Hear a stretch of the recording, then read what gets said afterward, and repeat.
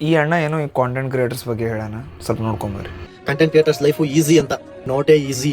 ದಿನಕ್ಕೆ 3 video content ಕೊಡಬೇಕು. ಇವತ್ತು 3 ವಿಡಿಯೋ ಅಪ್ಲೋಡ್ ಮಾಡಿದ್ರೆ ನಾಳೆ ಕಲೆಕ್ಟ್ ಥಿಂಕ್ ಮಾಡ್ತೀನಿ ಏನ್ ಕೊಡ್ಲಿ. ಆ ಅಣ್ಣ ಏನು ಹೇಳೋಣಲ್ಲ, it's absolutely right. Content creation is piece of cake ಅನ್ಕೊಂಡ್ಬಿಟ್ಟಾರ. ಇವನೇನಪ್ಪ content creator, just videos upload ಮಾಡ್ತಾನೆ ಇವನು ಅಂತ ಅನ್ಕೋತಾರ. It's not at all easy ಯಾರ್. Because at least job holders ಅವ್ರಿಗಿನ ಟೈಮ್ ಆದ್ರೂ ಇರ್ತೈತಿ ಸ್ವಲ್ಪ ರೆಸ್ಟ್ ಮಾಡಕ.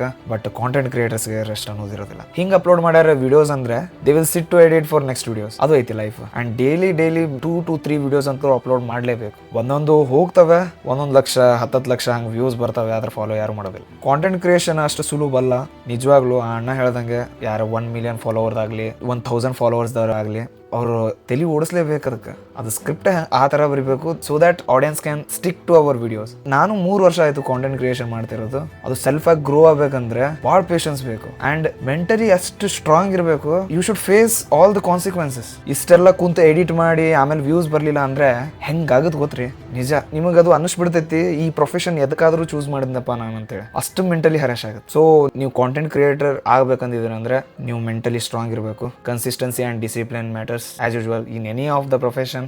ಮ್ಯಾಟರ್ ಆಗೇ ಆಗ್ತೈತಿ. ಅದು ಇರಲಿಲ್ಲ ಅಂದರೆ ಅಷ್ಟೇ, ಮಿಕ್ಕಿದ್ ನಿಮ್ಮ ಇಷ್ಟ. ಇಷ್ಟು ಹೇಳಿದ್ದೀವಿ.